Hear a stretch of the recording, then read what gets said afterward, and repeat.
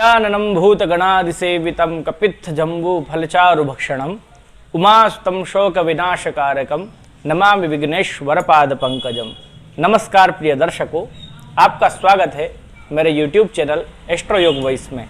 उपस्थित हूँ आप सबके लिए लेकर नया वीडियो। आज हम बात करने जा रहे हैं श्री गणेश चतुर्थी से संबंधित गणेश उत्सव के बारे में। गणेश चतुर्थी से प्रारंभ होकर अनंत चतुर्दशी तक चलने वाला यह 10 दिनों का विशेष पर्व भगवान गणपति को अत्यंत प्रिय माना जाता है। कैसे करें भगवान गणेश का स्थापन, किस दिन करें भगवान गणेश का स्थापन, कैसी मूर्ति लेकर अपने घर आएं, किन किन नियमों का पालन करें और क्या क्या ना करें, इस तरह के विषय को लेकर उपस्थित हुआ हूँ आप सबके बीच। यदि आपने हमारा चैनल सब्सक्राइब नहीं किया है तो आप सबसे पहले सब्सक्राइब कर लीजिए। वीडियो अगर आपको पसंद आए तो आप इसे लाइक करना और शेयर करना ना भूलें।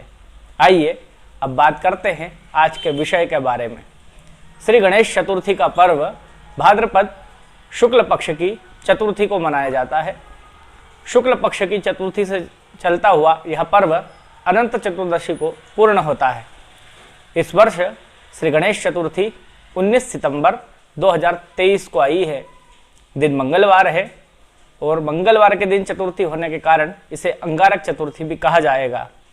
स्वाति नक्षत्र, ध्वज योग और पराक्रम योग में सूर्य बुध के परिवर्तन के राजयोग के साथ यह पर्व और भी मंगलमय हो गया है। इस दिन भगवान गणेश की स्थापना करने के लिए बेहद शुभ समय है।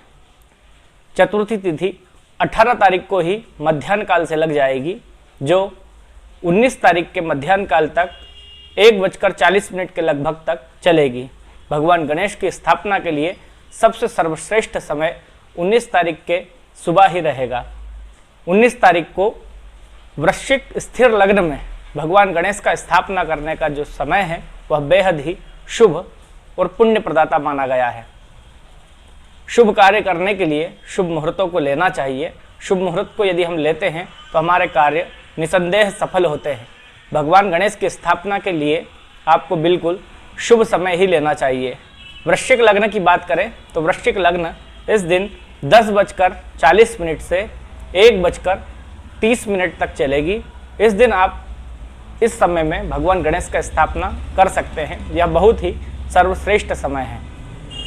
कैसी मूर्ति को अपने घर पर लाएं? यदि आप घर पर भगवान को स्थिरता यानी कि हमेशा के लिए पूजन करने के लिए स्थापित करना चाहते हैं तो भगवान के विशेष प्रकार के स्वरूप बताए गए हैं। भगवान गणेश की अनेकों प्रकार की मूर्तियां आती हैं, प्रतिमाएं आती हैं।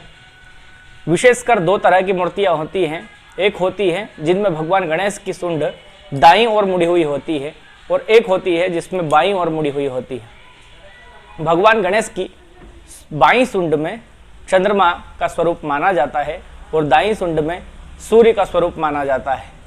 बाईं सूंड की ओर मुड़े हुए गणपति की स्थापना यश, ऐश्वर्य देने वाली मानी जाती है, सुख और समृद्धि को देने वाला माना जाता है, विशेषकर शांति को प्रदान करने वाला माना जाता है।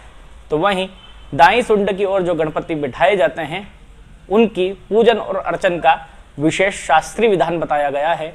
उन्हें बिना शास्त्रीय पद्धति के विराजित नहीं किया जाता है और उनकी पूजन के लिए विशेष कार्य भी किए जाते हैं। अक्सर आप देखेंगे तो मंदिरों में दाईं सूंड की ओर मुड़ी हुई सूंड के गणपति को ही स्थापित किया जाता है। मुंबई में जो सिद्धि विनायक मंदिर है वहाँ पर भी भगवान सिद्धि विनायक की जो सूंड है वो दाईं ओर ही मुड़ी हुई है। अब बात करते हैं घर में 10 दिनों के लिए किस तरह की गणपति की स्थापना करें। घर में विशेषकर जब 10 दिनों के लिए आप पूजन करने के लिए गणपति की स्थापना करना चाहते हैं तो हमेशा बाईं तरफ सूंड मुड़े हुए गणपति ही हमें विराजित करने चाहिए। ये घर में सुख, समृद्धि, ऐश्वर्य, यश को प्रदान करने वाले माने जाते हैं। यदि आपके मन में संतान की कामना है तो आप भगवान गणेश का बाल स्वरूप लेकर के आइए और उन्हें विराजित करिए। यदि आप कला के क्षेत्र से जुड़े हुए हैं, फिल्मों के क्षेत्र से जुड़े हुए हैं, लेखन के क्षेत्र से जुड़े हुए हैं या आनंद आप अपने जीवन में प्राप्त करना चाहते हैं तो भगवान गणेश की नृत्य करती हुई प्रतिमा को स्थापित करिए। यदि आप स्वयं में सुख और शांति की कामना रखते हैं, अपने घर में शांति चाहते हैं, तो आप भगवान गणेश की आराम करती हुई आराम की मुद्रा में विराजित भगवान गणेश की प्रतिमा को 10 दिनों के लिए स्थापित कीजिए, उनका पूजन और अर्चन कीजिए।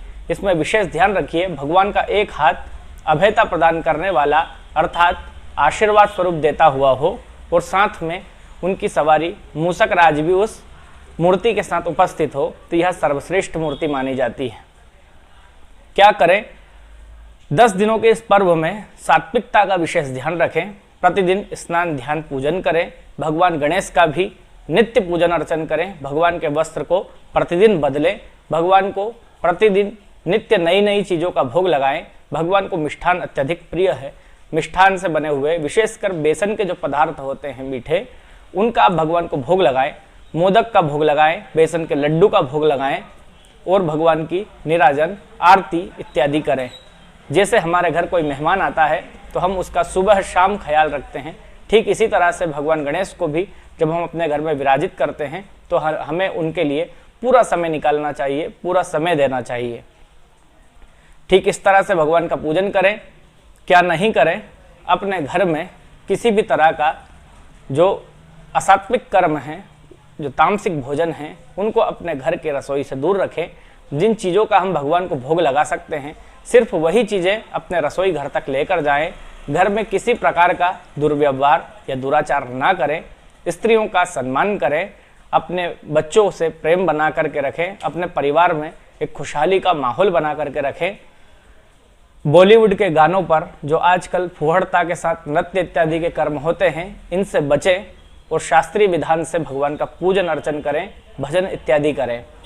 भगवान गणेश को प्रसन्न करने के लिए नित्य भगवान गणेश को श्री गणपति अथर्वशीर्ष का पाठ सुनाएं। यदि आप किसी संकट से गुजर रहे हैं तो श्री संकट नाशन गणेश स्तोत्र का पाठ भगवान को सुनाएं।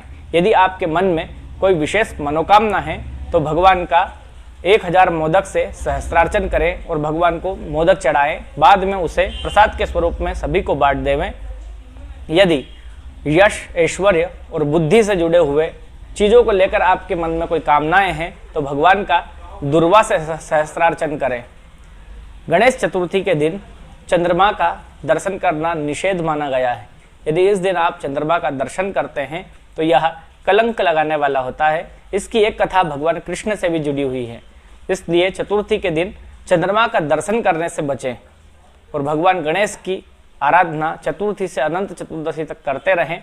पूरी तरह से सात्विक रहें और भगवान गणेश का अर्चन पूजन इत्यादि करें। भगवान गणेश की कृपा आप पर और आपके परिवार पर सदैव बनी रहेगी और आपका परिवार खुशहाल रहेगा। भगवान गणेश